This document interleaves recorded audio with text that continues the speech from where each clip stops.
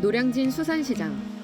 평일 낮 시간대에도 불구하고 방문객들의 발걸음이 이어집니다. 추석도 되고 해서 꽃게가 싸다고 그래서 꽃게도 사고, 또 우리 손자가 홍어를 좋아해요. 그래서 홍어도 사고, 아직은 괜찮겠지 하고 그냥 믿고 먹어요. 먹는 데까지는 먹어야죠. 양손 무겁게 수산물을 사가는 시민들도 쉽게 찾아볼 수 있습니다.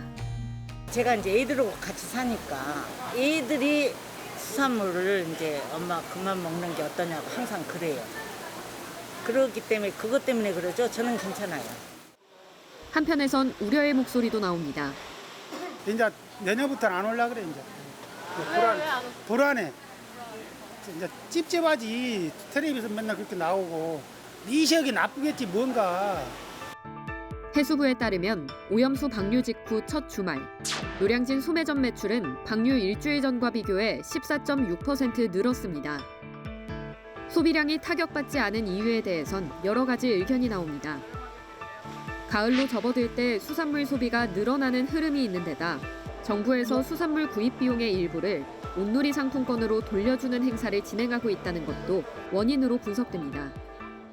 결과적으로 작년 매출이랑 올해 매출을 비교해 보면 6월 달에도 저희가 비교했습니다만 좀 더 늘었어요. 작년보다도. 상인들은 앞으로가 더 걱정이라고 말합니다. 일본이든 어떤 나라에서 들어오든 다 검사해서 오기 때문에 현재는 크게 뭐 이상은 없는데 소비자들 생각에는 오염수가 앞으로 3년에서 5년 후에는 틀리다고 그러니까 그때 봐야겠다 그런 얘기를 많이 하고 있어요. 수산물 먹거리 안전에 대한 시민의 관심이 어느 때보다 높은 모습입니다. 네, 오염수 방류하면 수산물 소비가 크게 줄어들 것이라고 예상을 했는데 화면상으로는 사람이 많아 보입니다. 마지막에 보니까 행사를 하는 것 같기도 하고요. 최가영 기자, 직접 가보니까 좀 어떻던가요? 네, 제가 평일 낮 시간대에 방문을 했는데도 시민들 발걸음이 끊이지 않았습니다. 네. 영상에 나온 이 노량진 수산시장에 방문하는 고객이 얼마나 됐는지 확인을 좀 해봤는데요. 8월부터 9월 초까지 매주 토요일마다 시장에 진입한 차량 대수를 기준으로 비교했을 때 지난해보다 매주 늘어났고요. 또 특히 일본에서 오염수를 방류했던 주의 주말은 전년보다 1,500대 정도 더 많기도 했습니다. 이런 수치상으로 보면은 일단 정말 수산물 소비가 잘 되고 있구나 이렇게 봐야 하는 걸까요? 일단 아직까지는 그렇다고 볼 수 있습니다. 이게 노량진 수산시장만의 일이 아니고 오염수 방류 이후에 가락시장이나 대형마트 3사도 거래 실적이 늘어났다는 통계가 나오고 있는데요. 먼저 서울시 농수산식품공사가 발표한 자료를 보면 가락시장의 선어, 폐류, 건어의 매출도 전년 동기 대비 142% 증가했습니다. 추석을 5주 앞둔 일주일을 기준으로 한 거고요. 또 대형마트 3사도 방류 직후 이틀간 수산물 매출이 지난해 동기 대비 68.1% 늘어났고요. 방류 전 이틀과 비교했을 때는 46.7% 늘었다고 합니다. 네, 일단 전해주신 통계상으로는 수산물 거래가 늘었습니다. 앞으로 추이도 좀 지켜봐야 할 텐데 오염수를 방류했는데도 불구하고 소비가 늘어난 배경에는 뭐가 있다고 보십니까? 일단 소비가 늘어난 이유를 두고는 여러 가지 추측이 나오는데요. 추석을 앞두고 수산물을 좀 쟁여놓는다 이런 의견도 있고 네. 꽃게나 전어 같은 제철 수산물 소비 때문에 원래 가을철에 수산물이 좀 잘 나간다 이런 의견도 있습니다. 또 소비 효과를 본 요인이 정부의 온누리 상품권인데요. 네. 시장에서 수산물을 구입하면 일주일에 최대 2만 원 정도 상품권으로 돌려주는 환급 행사를 하고 있습니다. 네. 시민들이 평일에도 3시간씩 줄을 서고요. 기다리다 지쳐서 돌아가는 사람도 있을 정도로 반응이 뜨거운 상태입니다. 하지만 시장에서 시민들 얘기 들어보면 의견이 좀 엇갈리긴 합니다. 검증됐으니 안전하지 않겠냐, 아니다, 좀 더 지켜봐야 된다, 이런 얘기들이 나오고 있습니다. 네, 방류 전 사전 비축해둔 물량도 있고 또 제철 수산물 소비가 잘 이루어지는 시기 탓일 수도 있다. 그리고 이제 환급 행사를 하고 있는 등의 영향도 있는 것 같다 이렇게 전해주셨는데 지금 당장은 소비가 많이 되고 있지만 영상에 나온 그 상인들이 앞으로가 좀 더 걱정이 된다고 얘기를 했어요. 네, 아무래도 오염수 방류가 장기간 이어질 예정이어서 혹시 나중에라도 문제가 생기는 거 아니냐 이런 얘기가 나오는 건데요. 네. 이에 따라서 수산물 소비가 줄어들 걸 걱정하는 의견도 있습니다. 이 내용과 관련해서 지난 8월 29일에 제320회 서울시의회 임시회 시정질문에서 질의가 있었습니다. 영상 보고 오시죠. 주요 언론에서 방류 이제 30년 걸린다고 하지만은 이것은 현재까지 만들어진 오염수를 방류하는 기간입니다. 앞으로 추가로 만들어진 오염수는 반영되지 않은 상황이고요. 검사 과정에서 한 건당 시간이 3시간 걸리고요. 검사 전에 수산물의 뼈와 내장을 다 분리해야 된다고 합니다. 검사 이후에 수치 전달까지 시간이 너무 오래 걸려요. 10시간 걸린다고 합니다. 우리 국민들의 먹거리 안전을 보호하고 또 어민들의 생계를 보호할 것이냐. 이것이 아마 정부와 서울시의 숙제가 될 것 같습니다. 서울시는 최대한 수산물에 대해서 자주 검사를 해서 그 결과를 발표하겠다는 게 해결책이라고 저는 생각을 합니다. 지금 한 3시간 안쪽에 할 수 있는 것들을 지금 급히 매입을 했고요.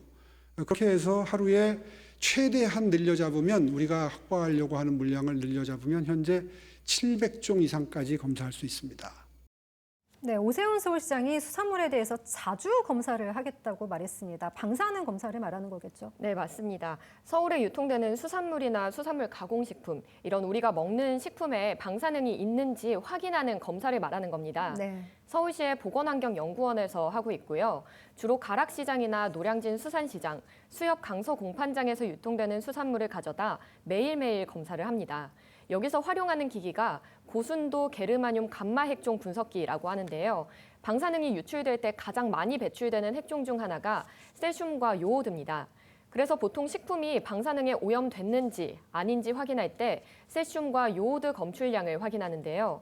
보건환경연구원에서 이 기기로 방사능 노출 여부를 1차적으로 판단하고 있다고 보시면 됩니다.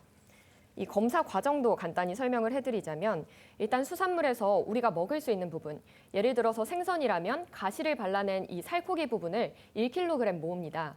이게 검체, 시료가 되는 건데요. 이걸 갈아서 이 분석 기기에 넣으면 3시간 정도 뒤에 결과가 나옵니다.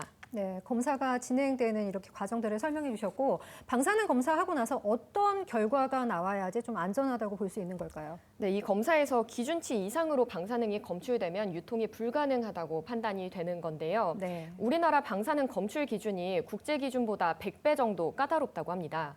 그래서 유엔 식량농업기구 세계보건기구에서 만든 식품 내 방사성 세슘 권고 기준이 1kg당 1,100베크렐인데요.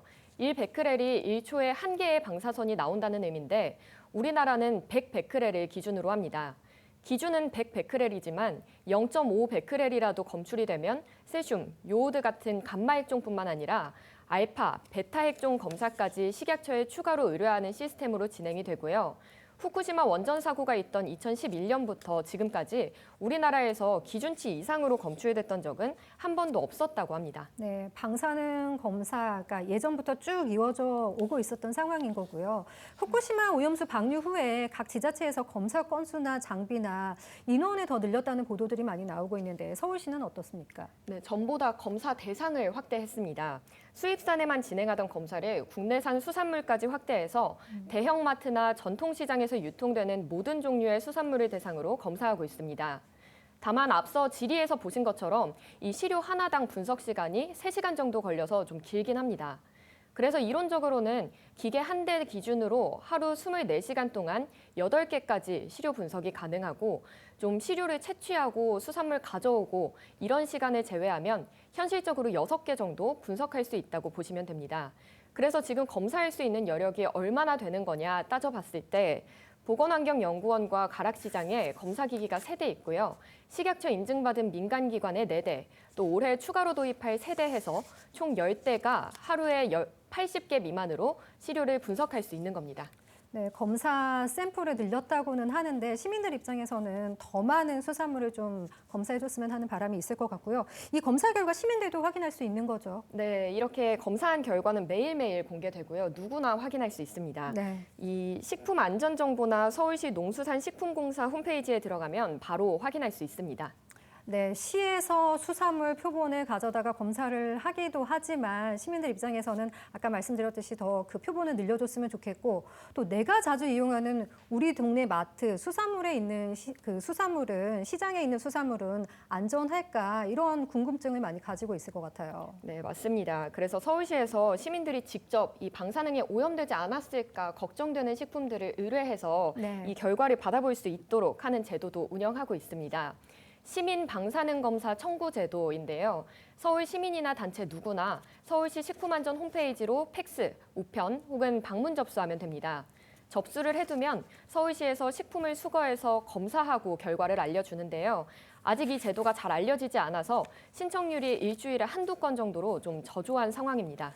네, 이렇게 검사를 한다고 해도 애초에 일본에서 들어온 수산물인데 산지를 속이는 일도 있습니다. 일본산인데 뭐 국내산이라고 속인다거나 아예 원산지를 표시하지 않았다가 적발됐다는 이런 뉴스들도 종종 나오고 있거든요. 네, 맞습니다. 그래서 서울시에서 이 부분도 단속을 하기로 했습니다. 시에서는 수익식품 유통 경로를 추적해서 일본산 수산물을 취급하는 음식점이나 판매업소 3,000개소에 원산지 표시 의무 대상 20종을 점검하고요. 연말까지 각 자치구별로 전수점검을 진행합니다. 네, 그리고 이제 아이들 학교 급식에서 나오는 수산물도 다 검사를 해서 들어온다고 하는데 맞나요? 네, 맞습니다. 이 부분 걱정하는 분들 많으실 것 같은데요. 학교 급식용 식재료도 구입부터 유통 또 소비까지 다 확인을 거칩니다. 먼저 정부의 인증을 받은 외부 검사기관이 1차적으로 검사를 하고 앞에 영상으로 보셨던 이 감마액종 판별기나 큐세이프 방사능 검사기로 서울시 자체 검사도 하고 있습니다. 특히 올해부터는 서울시 농수산식품공사가 서울 친환경유통센터에서 방사능 검사 장비를 3대 늘려서 유해물질 안전성 검사를 더 강화하기로 했습니다. 네, 일본이 자국의 수산업계를 지원하기 위해서 일본산 수산물의 한국 수출 확대를 추진하고 있다. 이런 보도가 있었는데요. 정부는 후쿠시마 인근 8개 현에 대한 수산물 수입 금지 조치 변함없다고 밝혔습니다. 국민 안전과 건강에 위해가 있을 수 있는 수입 수산물이 우리 바다에 들어오는 일 절대 없을 것이라고 말을 했습니다. 수산물 안전성에 대해서 철저히 검증하고 또 국민과 소통하면서 신뢰를 높이는 노력들이 충분히 이어졌으면 하는 바람입니다. 밀착 취재티 여기까지 듣겠습니다. 최가영 기자였습니다.